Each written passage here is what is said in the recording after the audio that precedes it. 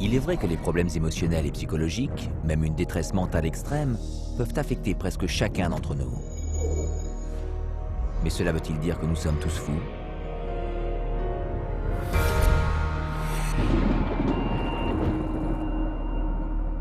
Quelle est la source d'une détresse mentale? Les psychiatres d'antan pensaient qu'elle découlait d'un déséquilibre des humeurs, que l'on ne pouvait guérir qu'en procédant à des saignées, avec des couteaux ou des sangsues. D'autres psychiatres pensaient que les problèmes mentaux provenaient d'organes, comme les amygdales, l'estomac ou la rate, et les enlever. Plus tard, ils ont essayé de modifier la fonction du cerveau, mais ces efforts échouèrent à l'instar des précédents. De nos jours, les psychiatres affirment que la résolution des comportements indésirables se fait au moyen de pilules, qui établissent un équilibre chimique dans le cerveau. Ont-ils raison cette fois? They say you have a chemical imbalance of serotonin and dopamine, but there's never been a study to ever prove that, ever. It's just been indoctrinated into the culture and television advertising to the point where people now believe it as fact. En dépit de ce manque de preuves, les psychiatres vous diront que les psychotropes sont l'équivalent des médicaments utilisés dans la médecine traditionnelle. Serait-ce vrai?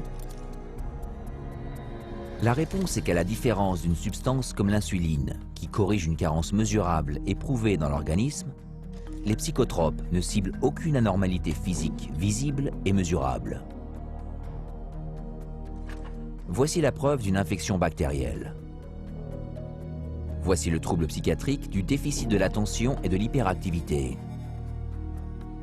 Voici un bras cassé. Voici un trouble dépressif majeur.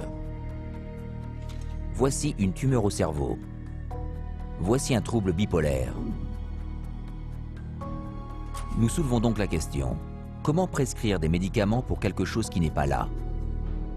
Réponse: c'est impossible.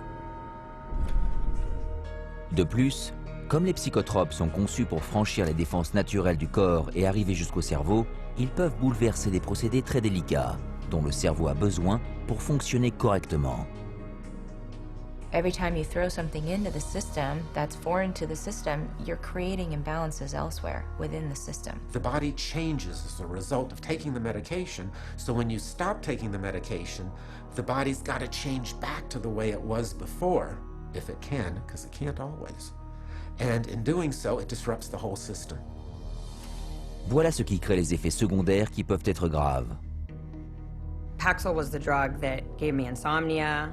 I would cry very easily on it, and I completely lost my appetite within the first 2 days of taking it. It didn't help me study, it didn't help me do anything. I didn't even want to do work because I was so sick. Psych meds didn't help me at all. They made matters, I'd say probably like 10 times worse for me, maybe even 20. Only now I was further impaired by the medications, and I started having car accidents. They put me on Zoloft, and it made me want to kill myself. And I realized that those drugs were just destroying me. Even when I was on them, I realized that they were destroying me. En dépit des effets morbides de ces psychotropes, les psychiatres et les firmes pharmaceutiques les utilisent pour créer un énorme marché, grâce auquel ils empochent des milliards de dollars. Ils y sont arrivés en qualifiant les problèmes quotidiens de troubles médicaux, qui nécessitaient un traitement psychiatrique. La timidité, par exemple, devient le trouble de l'anxiété sociale. La perte d'un proche, trouble dépressif majeur. La nostalgie, trouble d'angoisse de séparation. Suspicion, trouble de la personnalité paranoïde. Des hauts et des bas, trouble bipolaire.